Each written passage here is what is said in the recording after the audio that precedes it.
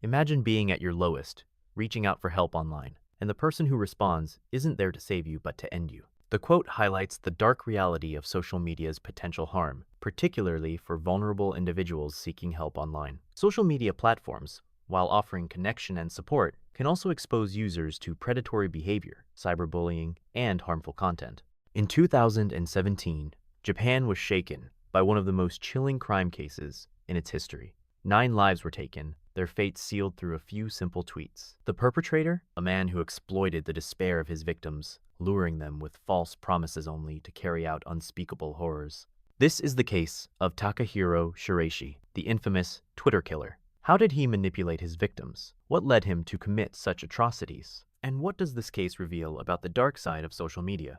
Let's break it down step by step through the who, what, when, where, why, and how of this terrifying story. Takahiro Shiraishi, later known as the Twitter killer, was born on the 9th of October, 1990, in Zama, Kanagawa Prefecture, Japan. His early life appeared ordinary. He was described as a quiet and inconspicuous child who enjoyed athletics and baseball. However, subtle warning signs emerged during his school years, such as his participation in dangerous, choking games with friends. After graduating high school in 2009, Shiraishi worked briefly at a supermarket before transitioning to a more troubling role as a scout for sex parlors in Tokyo's Kabukicho red light district. His job involved luring young women into the sex industry, earning him a reputation as a creepy scout. By 2017, his life had taken a darker turn. He expressed feelings of purposelessness and moved into a small apartment in Zama. Takahiro Shiraishi's family life was marked by early instability that likely influenced his troubled path. His parents' marriage ended in divorce during his childhood, creating a significant fracture in his upbringing. After the separation, Shiraishi's mother and younger sister left the family home, while he remained with his father, who was described as strict and emotionally distant. This strained relationship with his father, coupled with the absence of his mother and sister, contributed to a quiet but deeply fractured upbringing.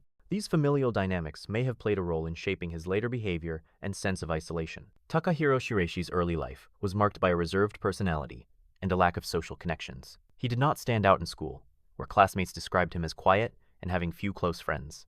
His upbringing was shaped by his father, a disciplined man who worked for Japan's self-defense forces. As Takahiro Shiraishi entered adulthood, his life took a troubling turn characterized by instability and transience. He struggled to maintain steady employment, drifting from job to job without ever finding a long-term position that suited him. His personal relationships were equally fleeting, lacking the depth and connection that could have provided him with support. In a desperate attempt to find some semblance of stability, Shiraishi moved into a small one-room apartment, which he had originally intended to share with a fiancée, an arrangement that ultimately fell through. This tiny space became a reflection of his isolation and unfulfilled aspirations, setting the stage for the tragic events that would unfold as he sought connection in the most dangerous and destructive ways.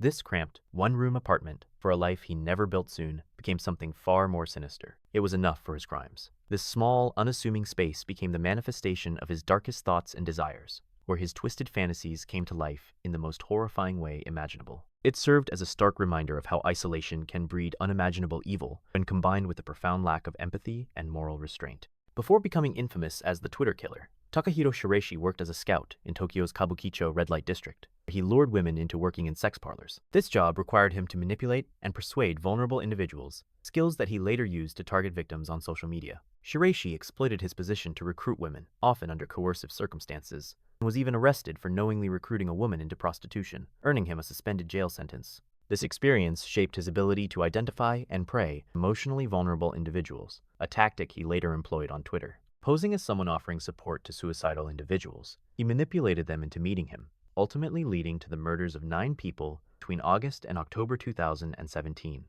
At first, Takahiro Shiraishi was just another street recruiter in Tokyo's Kabukicho red light district, but he quickly honed his skills in manipulation and persuasion.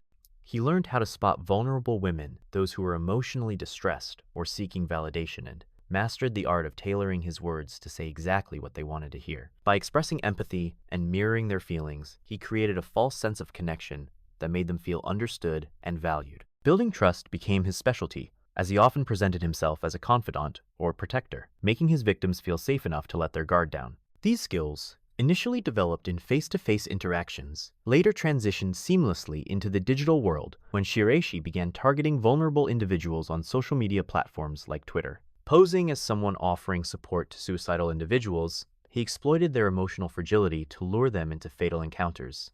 After a few months of working as a street recruiter, Takahiro Shiraishi was fired due to internal disputes.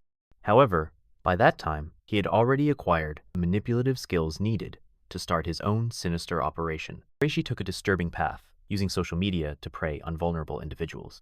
On Twitter, he targeted those expressing suicidal thoughts, offering false promises of understanding and assistance. This gave him a twisted sense of being needed, which he exploited to carry out his gruesome crimes, ultimately leading to the murder of 9 people in 2017. In early 2017, Takahiro Shiraishi created a Twitter account under a false persona, positioning himself as someone who could save others by helping them die.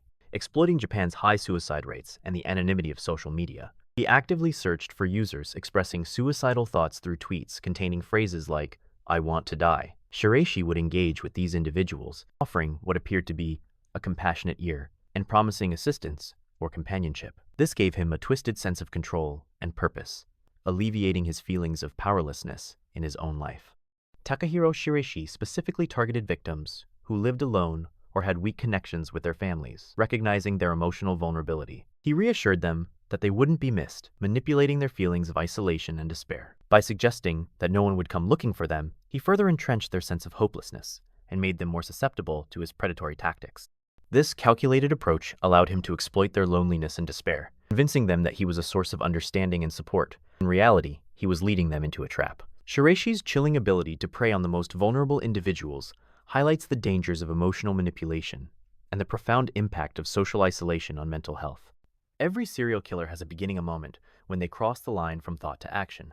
For Takahiro Shiraishi, that moment came in August 2017. After moving into an apartment in Zama, Japan, he lured his first victim through Twitter. Takahiro Shiraishi's first victim was a woman in her 20s who had openly posted about her suicidal thoughts on Twitter. Seeking companionship in her despair, she expressed the desire to die with someone. Shiraishi, using his deceptive online persona, responded to her plea, convincing her that he could help her leave this world peacefully. He invited her to his tiny apartment in Zama, Kanagawa Prefecture, where he ultimately took her life. This initial act of violence marked the beginning of a chilling series of murders that would claim 9 victims over the following months, all of whom he lured through similar manipulative tactics on social media. Before meeting his first victim, Takahiro Shiraishi made a chilling request for money. He told Mizuki, a 21-year-old woman, that assisting in a suicide wasn't easy, and she needed to pay for his services, desperate for someone to rely on. Mizuki agreed, and gave Shiraishi 500,000 yen, under the pretense of renting an apartment for them to live together. However, Shiraishi had no intention of fulfilling this promise. Instead, he lured her to his apartment in Zama, Kanagawa Prefecture. Even after arriving at Takahiro Shiraishi's apartment, his first victim, Mizuki Miura, began to second-guess her decision. She hesitated, unsure if she truly wanted to go through with ending her life. Shiraishi noticed her hesitation, but instead of letting her leave, something inside him clicked. Having already lured her in, he decided he wouldn't let her walk away. Under the guise of helping her, he overpowered Mizuki and strangled her until she stopped breathing. This calculated and chilling act marked the beginning of Shiraishi's killing spree, during which he would use similar manipulative tactics to murder 8 more victims between August and October 2017. After killing Mizuki Miura, Takahiro Shiraishi dragged her body into the bathroom of his apartment, where he dismembered her using knives and saws. This gruesome act was part of his attempt to conceal the crime. Once he had dismembered her remains, he placed the pieces into cooler boxes, sprinkling cat litter over them in a misguided effort to suppress the smell. This chilling method of disposal reflected Shiraishi's calculated approach to his crimes, as he sought to evade detection while continuing his predatory behavior. The horrific nature of this act set a disturbing precedent for the subsequent murders he would commit, further highlighting the depths of his depravity. After killing his first victim, Mizuki Miura, Takahiro Shiraishi faced an unexpected problem: her female friend, who had been concerned about Mizuki's whereabouts. This friend had been in contact with Mizuki and became suspicious when she noticed that Mizuki had not returned or communicated with her after meeting Shiraishi. Feeling uneasy about the situation, the friend attempted to reach out to Mizuki but received no response. Concerned for her safety, she decided to visit Shiraishi's apartment to check on her friend. Realizing that this could pose a threat to his actions, Shiraishi saw an opportunity to eliminate any potential witnesses. He lured the friend into his apartment under false pretenses, and, like with his previous victims, he ultimately overpowered and killed her as well. For months, Takahiro Shiraishi operated in the shadows, luring vulnerable individuals through Twitter, killing them, and disposing of their bodies without raising suspicion. However, his downfall began when he made a critical mistake. In October 2017, police were investigating the disappearance of a 23-year-old woman who had tweeted about wanting to die. Shiraishi had contacted her under his false persona and convinced her to meet him at his apartment in Zama, Kanagawa Prefecture. In late October 2017, a 23-year-old woman from Tokyo posted suicidal thoughts on Twitter, expressing her desire to die. Takahiro Shiraishi, as he had done with his previous victims, reached out to her using his manipulative online persona, offering his help and promising to assist her in ending her suffering. However, this time, things did not go as planned. Before her disappearance, the 23-year-old woman from Tokyo had been in touch with her brother, confiding in him about her plans to meet someone she had connected with on Twitter. She had expressed suicidal thoughts and mentioned that this individual, Takahiro Shiraishi, had offered to help her. When she stopped responding to messages, her brother grew suspicious. Concerned for her safety, he accessed her Twitter account and discovered a trail of messages exchanged with Shiraishi. Acting on this information, the brother alerted the police. Using his sister's Twitter history, the 23-year-old woman's brother traced her last interactions to Takahiro Shiraishi's account. Investigators suspected that Takahiro Shiraishi had physically met his final victim before her disappearance. To confirm this, they reviewed CCTV footage from train stations near her home and traced her movements. The footage revealed that she was last seen entering Sabudai-mei Station, which was close to Shiraishi's apartment in Zama, Kanagawa Prefecture. To track her further, police analyzed security camera footage from the station and reviewed local taxi records. They discovered that she had taken a taxi to a residential area where Shiraishi lived. This led investigators directly to his apartment, confirming it as the last place she had gone before disappearing. This meticulous tracking of her movements played a pivotal role in uncovering Shiraishi's crimes. Armed with a search warrant, police arrived at Takahiro Shiraishi's apartment in Zama, Kanagawa Prefecture, on the 31st of October, 2017. Investigators had traced the movements of his final victim, a 23-year-old woman, using her Twitter interactions, CCTV footage, and taxi records. When Shiraishi opened the door, officers were immediately struck by a strong, foul smell emanating from inside. His nervous demeanor during questioning raised further suspicion. 9 dismembered bodies stored in cooler boxes and toolboxes. The remains included severed heads and bones packed with cat litter in an attempt to mask the odor. This horrifying discovery exposed Shiraishi's crimes and marked the end of his killing spree that had terrorized Japan for months. The smell of decomposition was overwhelming, making it clear that multiple killings had taken place within those walls. This shocking discovery revealed the extent of Shiraishi's crimes and confirmed him as one of Japan's most notorious serial killers. The evidence collected during the raid not only led to his arrest but also provided crucial insights into the chilling methods he used to lure and murder his victims. After his arrest in 2017, Takahiro Shiraishi, known as the Twitter Killer, faced a highly publicized trial that captivated Japan and sparked debates about mental health, social media safety, and the death penalty. The trial, held at the Tachikawa branch of the Tokyo District Court, the defense team argued that Shiraishi was guilty of murder with consent, claiming the victims had agreed to be killed. However, Shiraishi himself contradicted this argument, admitting that none of his victims had consented and that he killed them to prevent resistance. Presiding Judge Naokuni Yano ruled that Shiraishi was fully responsible for his actions, describing the crimes as cunning and cruel, and emphasizing the gravity of taking 9 lives. The court found him mentally fit to stand trial and rejected any claims of victim consent. Takahiro Shiraishi showed no remorse for his crimes, stating bluntly in court, "I had no hesitation in killing. I wanted to do it." He even admitted that he felt nothing for his victims, coldly saying, "None of them wanted to die. I just didn't want to get caught." On the 15th of December, 2020, Shiraishi was sentenced to death by hanging.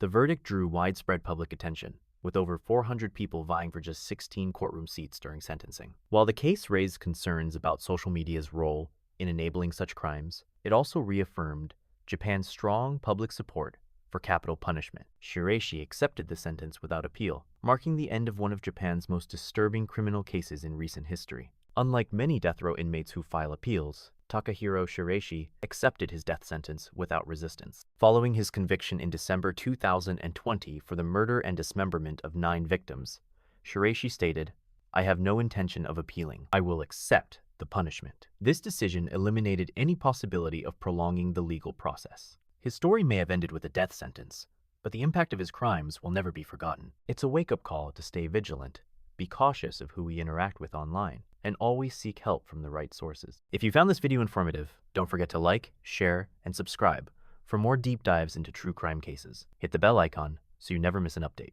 Stay safe, and I'll see you in the next one.